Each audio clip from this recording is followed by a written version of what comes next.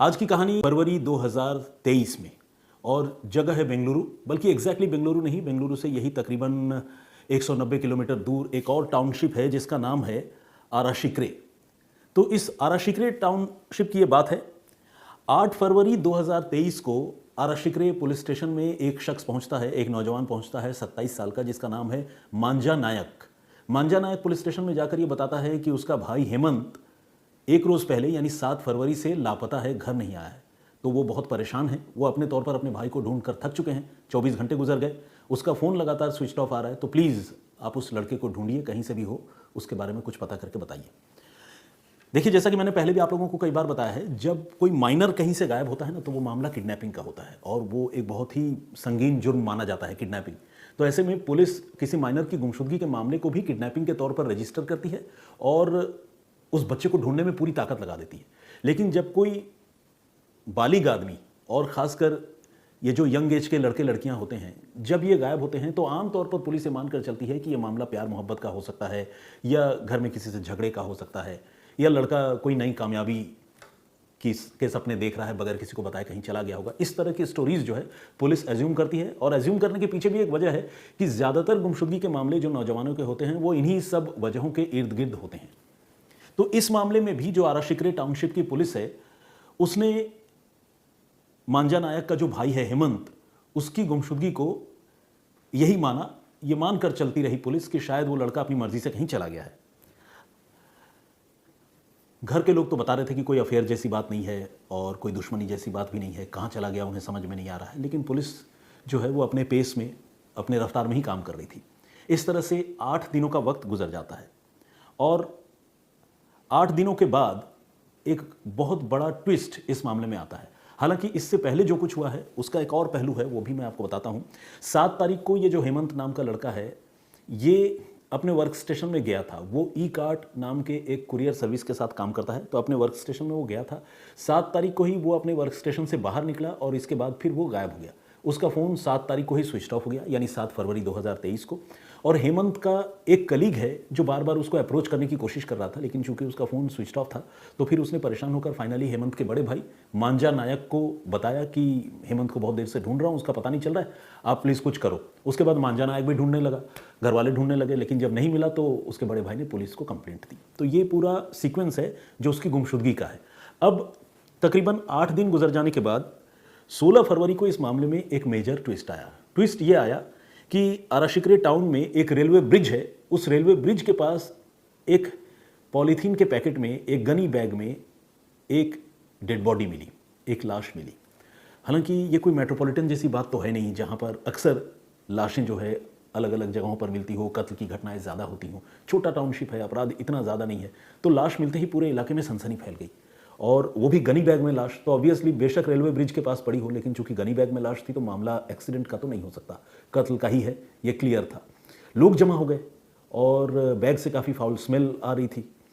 Police को inform किया गया, पुलिस मौके पर पहुंची और पुलिस ने गनी बैग को खोल कर देखा कि उसमें एक ह्यूमन बॉडी, एक यही तकरीबन 22-25 साल के नौजवान की लाश है।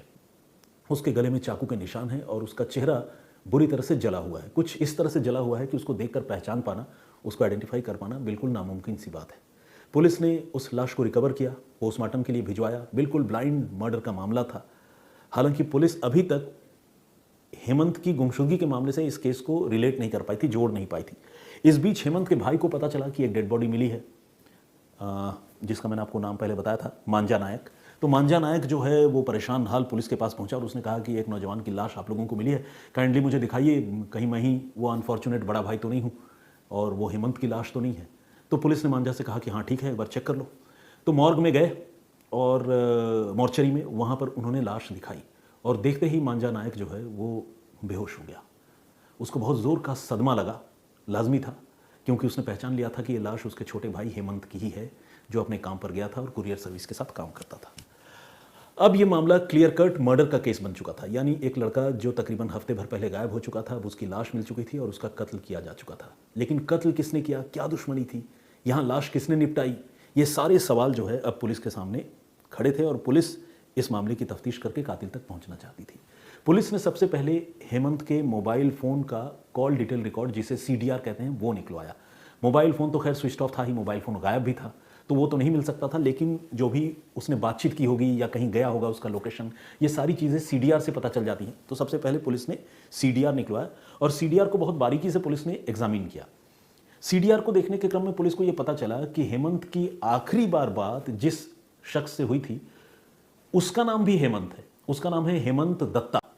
जो लड़का गायब हुआ था और जिसकी हत्या हो गई उसका नाम हेमंत नायक है, जबकि जिससे उसकी बात हुई थी 7 फरवरी को आखिरी बार अपने गायब होने से पहले, उसका नाम है हेमंत दत्ता। असल में ये हेमंत दत्ता एक कस्टमर था जिसे कोई माल डिलीवर करने के लिए हेमंत नायक फ़ोन कर रहा था और फ़ोन करने के बाद उसे अप्रोच करने भी पहुंचा था, उसे माल पहुंचाने या देने के लिए भी पहुंचा था।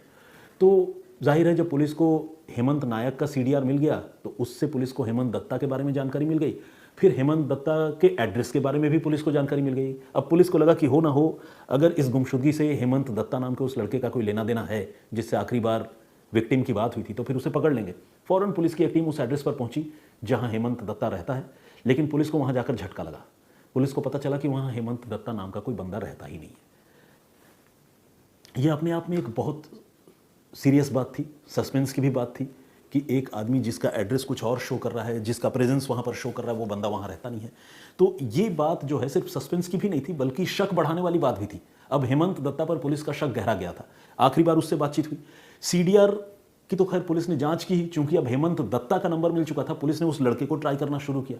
उसका मोबाइल फ़ोन भी इत्तेफाक से उसी 7 फरवरी से स्विच ऑफ हो चुका था। यानी जो विक्टिम था उसका फ़ोन तो स्विच ऑफ था ही, जिस पर कत्ल का शक था उस लड़के का फ़ोन भी स्विच ऑफ था। अब पुलिस जो है पूरी तरह से फोकस्ड होकर हेमंत दत्ता को ढूंढने की कोशिश करने लगी और पुलिस ने दोनों के फ़ोन के IMEI नंबर निकाले। IMEI नंबर आप जानते हैं जिसे कहते हैं international mobile equipment identity number. Basically ये हर मोबाइल फ़ोन का एक यूनिक आइडेंटिटी नंबर होता है। सिम कार्ड आप चाहे कोई भी इस्तेमाल कर ले, बदल लें, लेकिन IMEI नंबर आमतौर पर बदला नहीं जा सकता। हालांकि हमारे देश में इतने बड़े बड़े ठग हैं कि वो चुटकियों में IMEI नंबर भी चेंज कर देते हैं। आपको ये भी जानकर बड़ी हैरानी होगी, लेकिन ये मानकर चल सकते हैं कि आमतौर पर बहुत इजीली उसको बदला नहीं जा सकता और इसीलिए पुलिस सिम कार्ड बदल लेने पर भी जो क्रिमिनल्स होते हैं उनको IMEI नंबर से ट्रेस कर लेती है। तो यहां पर पुलिस ने दोनों के मोबाइल फोन के IMEI नंबर का भी पता लगा लिया, क्योंकि उनकी सीडीआर पुलिस के हाथ लग चुकी थी और पुलिस इस मामले को लगातार इन्वेस्टिगेट कर रही थी। तो IMEI नंबर जब पुलिस को मिला तो पुलिस ने यह चीज देखी कि 7 फरवरी को दोनों का लोकेशन एक ही पर्टिकुलर जगह पर था। दोनों के मोबाइल फोन की लोकेशन एक ही पर्टिकुलर जगह पर था। यानी हेमंत से सिर्फ बात नहीं हुई थी बल्कि दोनों एक साथ एक जगह पर मौजूद थे और उसी लोकेशन पर मौजूद थे जहां पर उसका एड्रेस होने की बात सामने आई थी। हालांकि उस एड्रेस पर हेमंत रहता नहीं था। यह भी अपने आप में एक सस्पिशियन वाली बात थी। तो खैर अब पुलिस जो है इस मामले की तफ्तीश कर रही थी, हेमंत दत्ता को ढूंढ रही थी जो शक के घेरे में था, लेकिन उसके बारे में पुलिस को कोई जानकारी नहीं मिल पा रही थी क्योंकि उसका फ़ोन स्विच ऑफ हो चुका था। 2 दिन बाद 16 को डेड बॉडी मिली थी। 2 दिन बाद 18 फरवरी को इस मामले में एक और मोड़ आया। हुआ ये कि आरा शिकरे का जो बस स्टॉप है, उस बस स्टॉप पर तैनात जो पुलिसकर्मी है जिनकी रूटीन में वहां पर ड्यूटी होती है, उनमें से एक पुलिसकर्मी ने देखा कि एक नौजवान लड़का अपने पीठ पर एक बड़ा सा बैग टांगे हुए बहुत तेज कदमों से चलकर कहीं जा रहा है और उसकी जो चाल थी उसे देखकर पुलिस वाले को कुछ खटका सा हुआ। पुलिस को लगा यार कि ये लड़का मतलब नॉर्मली नहीं चल रहा है, ये भागने की कोशिश में है या कुछ डर रहा है, कुछ छिपाने की कोशिश कर रहा है, ऐसा पुलिस को महसूस होने लगा। तो पुलिस ने उस लड़के को रोका और रोकने के बाद उससे पूछताछ की। वो कोई कंक्रीट जवाब नहीं दे पा रहा था। अब जब पुलिस ने उसके बैग की तलाशी ली तो पुलिस को उसके बैग से एक एक कर कई चीज़ें मिली। उस बड़े से बैग में मोबाइल फ़ोन तो खैर थे ही, इसके साथ ही कई जोड़े जूते भी थे, शूज़ भी थे और वो भी ब्रांड न्यू। अब पुलिस ने इससे पूछा भाई इतने जूते तुम्हारे पास कहाँ से आए? तो उसने कहानी सुनाई कि मैं कहीं बाहर जा रहा था तो मैंने जूते ले लिए थे, खरीद लिए थे। लेकिन पुलिस को उसकी बात पर यकीन नहीं हो रहा था, क्योंकि कोई भी आदमी कहीं ट्रैवल करेगा तो कपड़े तो चलिए बात समझ में आती है कि ढेर सारे ले, लेकिन ब्रांड न्यू जूते ढेर सारे लेकर वो कहीं जाएगा ऐसा आमतौर पर होता नहीं है। तो खैर पुलिस को उस पर शक हो गया और पुलिस उसे लेकर पुलिस स्टेशन भी आई।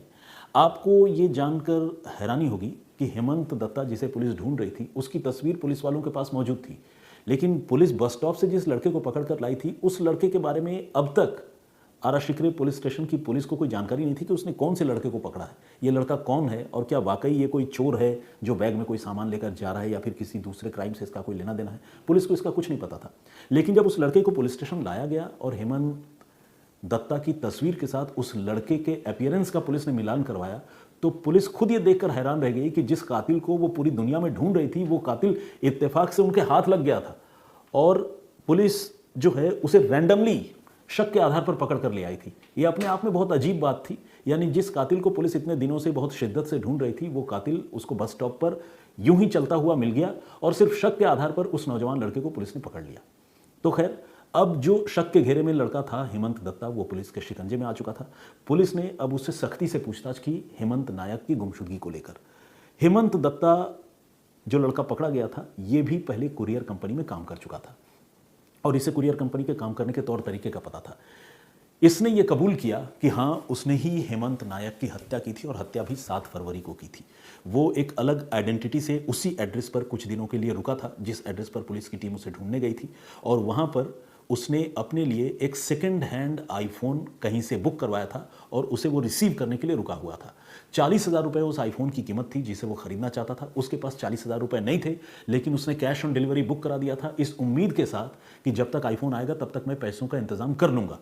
लेकिन हेमंत नायक जो ई कार्ड के साथ काम करता था, वो आईफोन का कंसाइनमेंट लेकर हेमंत दत्ता के पास डिलीवर करने के लिए पहुंच गया और हेमंत दत्ता के पास वो 40,000 रुपये नहीं थे। लेकिन आईफोन के प्रति उसका जो लगाव या उसका जो लालच या लस्ट जो भी कह ले, वो इतना ज़्यादा था कि उसे लगा कि इस फ़ोन को हाथ से नहीं जाने देना है, भले मुझे कुछ भी करना पड़े। और फिर साजिश के तहत उसने पहले हेमंत नायक को अपने घर बुलाया, घर के अंदर उसी को बोला कि तुम अनबॉक्स करो। वो जो कुरियर का लड़का था जो डिलीवर करने आया था हेमंत नायक, उसने आईफोन का वो बॉक्स अनबॉक्स करना शुरू किया। इसी दौरान हेमंत दत्ता ने अपने घर में अपने पास मौजूद एक बड़े से चाकू से उसके गर्दन पर वार करना शुरू कर दिया। ताबड़तोड़ उसे एक के बाद एक गर्दन पर कई चाकू मारे और अपने उस किराए के कमरे में उसकी हत्या कर दी। हत्या करने के बाद उसने लाश को कुछ दिनों तक छिपाए रखा। जब उससे फाउल स्मेल आने लगा तो फिर उस लाश को ले जाकर बाथरूम में उसने रखा। गनी बैग खरीद कर लाया, यानी प्लास्टिक की बड़ी थैली, उसमें उस लाश को उसने भरा, पेट्रोल का इंतज़ाम किया और उस लाश को अपनी बाइक पर बांधा एक रोज़ रात को बाइक के पीछे वाली सीट पर, और ले जाकर उसी रेलवे ब्रिज के पास फेंका और वहीं उसके चेहरे पर पेट्रोल डालकर आग भी लगा दी ताकि उसका चेहरा बुरी तरह से जल जाए, डेड बॉडी म्यूटिलेटेड हो जाए और उसकी पहचान ना हो सके। तो शुरू में अपने वो इस साजिश में काफ़ी हद तक कामयाब भी रहा। जैसा कि आपको पता है, जब लाश मिली थी हेमंत नायक की तो उसकी पहचान नामुमकिन थी, लेकिन भाई ने कपड़ों से और डेड बॉडी के दूसरे पार्ट्स को देख कर ये पहचान लिया कि ये उसके भाई हेमंत नायक की ही लाश है। लेकिन अब तो खैर हेमंत दत्ता हेमंत नायक की हत्या करने की बात कबूल कर चुका था। सब्सटेंशिएट करने वाले जो एविडेंस पुलिस को मिले, वो एविडेंस ये थे कि हेमंत नायक जिस रोज़ कुरियर का माल डिलीवर करने के लिए निकला था 7 फरवरी को, उस दिन उसे उस सेकेंड हैंड मोबाइल फ़ोन के अलावा कई सारे जूते और दूसरे आइटम्स भी डिलीवर करने थे। तो उसकी एक लिस्ट जो है वो कुरियर कंपनी के पास होती है कि लड़का क्या लेकर निकल रहा है। उस लिस्ट का जब मिलान किया गया तो जो आर्टिकल्स, जो आइटम हेमंत नायक को डिलीवर करने थे, वही सारे आइटम और आर्टिकल्स हेमंत दत्ता के बैग से पुलिस ने रिकवर किए जब उसको बस स्टॉप पर पुलिस ने पकड़ा। तो इस तरह से पुलिस जो है लगातार एक कातिल को ढूंढने की कोशिश कर रही थी, लेकिन कातिल जो है खुशकिस्मती से पुलिस की झोली में अपने आप आकर गिरा और आप कह सकते हैं कि इत्तेफाकन एक कत्ल का मामला आराशिकरे टाउनशिप की पुलिस ने सुलझा लिया। लेकिन अगर पुलिस मेहनत नहीं करती, पुलिस अगर सजग नहीं रहती, अगर IMEI नंबर से इनके बारे में पुलिस जानकारी नहीं जुटा रही होती और बस स्टॉप पर जो पुलिस वाला मौजूद था, अगर उसने इस लड़के के चाल को देखकर, उसके पास मौजूद बैग को देखकर उस पर शक न किया होता, तो शायद ये हेमंत दत्ता नाम का जो कातिल लड़का है ये अब तक फरार हो चुका होता। तो हैट्स ऑफ टू आराशिकरे पुलिस। बेशक एक छोटे टाउनशिप की पुलिस है बेंगलुरु के पास की, लेकिन जब पुलिस वाले इतना शानदार इन्वेस्टिगेशन करते हैं तो फिर उसकी तारीफ करनी तो बनती है। तो ये थी पूरी कहानी, जिसमें सिर्फ 40,000 रुपये के एक मोबाइल फ़ोन के लालच में एक नौजवान लड़के ने दूसरे नौजवान का कत्ल कर दिया और एक लड़के की ज़िंदगी ख़त्म कर दी। हालांकि अब वो पकड़ा गया है, गिरफ्तार है, जेल में है और उसके खिलाफ मुकदमा चल रहा है। बहुत मुमकिन है कि उसे सज़ा भी होगी आजीवन कारावास की। तो आज की कहानी यहीं तक। इस कहानी पर आपकी राय क्या है, आपका पॉइंट ऑफ व्यू क्या है, प्लीज़ हमें कमेंट करके ज़रूर बताइएगा।